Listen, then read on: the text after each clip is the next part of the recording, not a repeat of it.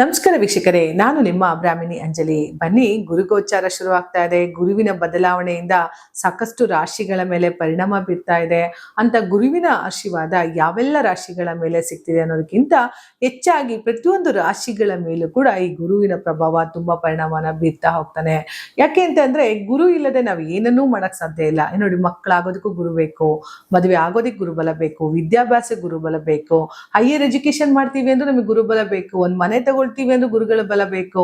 ಈಗ ನೋಡಿ, ಪ್ರತಿಯೊಂದು ಕ್ಷಣಕ್ಕೂ ನಮ್ಗೆ ಗುರುವಿನ ಒಂದು ಆಶೀರ್ವಾದ ಬೇಕು ಅಂತ ಅಂದ್ರೆ ಅಂತಹ ಗುರು 12 ತಿಂಗಳು ಒಂದ್ ರಾಶಿ ಮೇಲೆ ಇದ್ದೋಗ್ತಾನೆ ಅಂತ ಅಂದ್ರೆ ಸಕಲ ರಾಶಿಗಳ ಮೇಲೂ ಸಿಕ್ಕಾಪಟ್ಟೆ ಎಫೆಕ್ಟ್ ಅನ್ನ ಕೊಟ್ಟೆ ಹೋಗ್ತಾನೆ. ಇದೇ ಧನುಸು ರಾಶಿಗೆ ರಾಶಾಧಿಪತಿಯಾದಂತಹ ಗುರು ಜೊತೆಗೆ ಚತುರ್ಥಾಧಿಪತಿಯಾದಂತಹ ಗುರು ಸಪ್ತಮ ಭಾವದಲ್ಲಿದ್ದ 7ನೇ ಮನೆಯಲ್ಲಿ ಇದ್ದು ದೃಷ್ಟಿಯು ನೇರವಾಗಿ ನಿಮ್ಮ ರಾಶಿ ಮೇಲೆ ಇದ್ದರಿಂದ ನೀವು ಅನ್ಕೊಂಡಂತಹ ಎಲ್ಲ ಕೆಲಸ ಕಾರ್ಯಗಳು ಸಕ್ಸಸ್ ಅನ್ನ ನೋಡ್ತಾ ಇದ್ರಿ. ಈಗಲೂ ಕೂಡ ಅಷ್ಟೇನೆ, ನಿಮ್ಮ ರಾಶಿಯಿಂದ 8ನೇ ಮನೆಗೆ ಹೋಯ್ತು ಅಂತ ಹೇಳಿ ಧನುಸು ರಾಶಿಯವರು ತಲೆ ಕೆಡಿಸ್ಕೊಳ್ಳೋ ಅವಶ್ಯಕತೆ ಇಲ್ಲ. ಯಾಕೆ ಅಂತ ಅಂದ್ರೆ ಗುರುವಿನ ದೃಷ್ಟಿ ತುಂಬಾ ಇಂಪಾರ್ಟೆಂಟ್ ಅಂತ ಹೇಳ್ತೀವಿ. ಯಾಕೆಂದ್ರೆ ಶನಿಯ ಒಂದು ದೃಷ್ಟಿ ಇರ್ಬೋದು, ಗುರುವಿನ ದೃಷ್ಟಿ ಇರ್ಬೋದು, ಇದು ತುಂಬಾ ಇಂಪಾರ್ಟೆಂಟ್ ಬೀಳ್ತಾ ಇರುತ್ತೆ ರಾಶಿಯ ಮೇಲೆ. ಶನಿ ನೋಡುವ ದೃಷ್ಟಿನ ನಾವು ತಪ್ಪಿಸ್ಕೋಬೇಕು ಅಂತ ಹೇಳ್ತೀವಿ, ಆದ್ರೆ ಗುರುವಿನ ದೃಷ್ಟಿಗೆ ನಾವು ತಪ್ಪಿಸ್ಕೊಳ್ಬಾರ್ದು. ಯಾಕೆಂದ್ರೆ ಅವನ ಆಶೀರ್ವಾದ ನಮ್ಗೆ ಸಿಗ್ಬೇಕಾಗತ್ತೆ. ಅದೇ ಆದಂತಹ ನಮ್ಮ ಗುರು 8ನೇ ಭಾವದಲ್ಲಿ ಹೋದ್ರೂ ಕೂಡ ಉಚ್ಚ ಗುರು ಕಟಕ ರಾಶಿಯಲ್ಲಿ, ಅಂತಹ ಉಚ್ಚ ಸ್ಥಾನದಲ್ಲಿರುವಂತಹ ಗುರು ನಿಮ್ಮ ಒಂದು ಚತುರ್ಥ ಸ್ಥಾನವನ್ನ ನೋಡ್ತಾನೆ, ಸುಖ ಸ್ಥಾನವನ್ನ ನೋಡ್ತಾನೆ, ಕುಟುಂಬ ಸ್ಥಾನವನ್ನ ನೋಡ್ತಾನೆ. ಅಲ್ಲಿಗೆ ಯಾಕೆ ನೀವು ಟೆನ್ಷನ್ ಮಾಡ್ಕೊಳ್ಳೋ ಅವಶ್ಯಕತೆ ಇಲ್ಲ ಧನುಸು ರಾಶಿಯವ್ರಿಗೆ. ಯಾಕೆಂದ್ರೆ 4ನೇ ಮನೆ ಭಾವವನ್ನ ನೋಡಿದಾಗ ನಿಮ್ಮ ಒಂದು ಸುಖಕ್ಕೆ ಒಂದು ಒಳ್ಳೆ ಎಫೆಕ್ಟ್ ಅನ್ನ ಕೊಟ್ಟಿದ್ದಾನೆ, ಅಥವಾ ಇನ್ನಷ್ಟು ಹೆಚ್ಚು ಸುಖವನ್ನ ಕೊಡುವಂತಹ ಶಕ್ತಿ ಈ ಒಂದು ಗುರುವಿಗೆ ಇದೆ. ಹಾಗಾಗಿ 4ನೇ ಮನೆಯಲ್ಲಿರೋದ್ರಿಂದ ತಾಯಿಯ ಆರೋಗ್ಯ ವಿಚಾರ ಇರ್ಬೋದು, ತಾಯಿಯ ಸುಖ ಸ್ಥಾನದ ವಿಚಾರದಲ್ಲಿರ್ಬೋದು, ಮತ್ತಷ್ಟು ಅಭಿವೃದ್ಧಿಯನ್ನ ಮಾಡ್ತಾ ಹೋಗ್ತಾನೆ. ಹಾಗೆ ಗುರುವಿನ ದೃಷ್ಟಿ ಅಷ್ಟಮದಲ್ಲಿ ಇದ್ರೂ ಕೂಡ ನಿಮ್ಗೆ 60ರಿಂದ 70% ಧನುಸು ರಾಶಿಯವರಿಗೆ ಸಿಗ್ತಾ ಹೋಗುತ್ತೆ. ಟೆನ್ಷನ್ ಬೇಡ.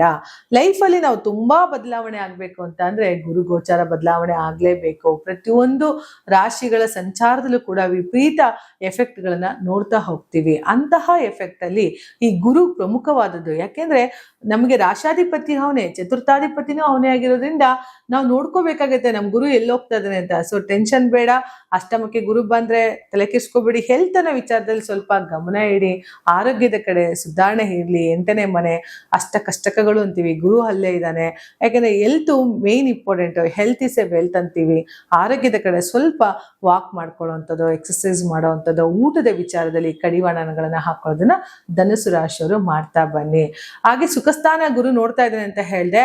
ಅದೇ ಧನಕಾರಕನಾದಂತಹ ನಿಮಗೆ ಗುರು 2ನೇ ಮನೆ ಭಾವವನ್ನ ನೋಡ್ತಾ ಇದ್ದಾನೆ. ಅಲ್ಲಿಗೆ ಪ್ರಾಫಿಟ್, ನಿಮ್ಗೆ ದುಡ್ಡು ಬೇಕು, ಧನಕಾರಕ ಅಂತಾನೆ ಹಣವನ್ನ ಬೇಕು ಅಂತಂದ್ರೆ 2ನೇ ಮನೆ ನೋಡ್ತೀವಿ.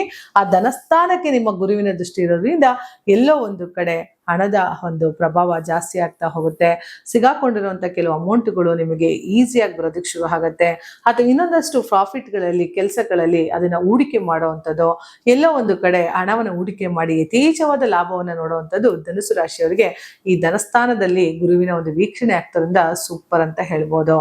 ಅದೇ ರೀತಿ ಗುರು 12ನೇ ಮನೆ ಭಾವವನ್ನ ನೋಡೋದ್ರಿಂದ, ವೇದ ಸ್ಥಾನವನ್ನ ನೋಡೋದ್ರಿಂದ, ಅಂದ್ರೆ ಧನಸ್ಥಾನವನ್ನ ನೋಡ್ತಾ ಇದ್ದಾನೆ, 12ನೇ ಮನೆ ಸ್ಥಾನ ನೋಡೋಕೆ ಸ್ವಲ್ಪ ಖರ್ಚುಗಳಿಗೆ ಕಡಿವಾಣ ಹಾಕೊಳ್ಳಿ.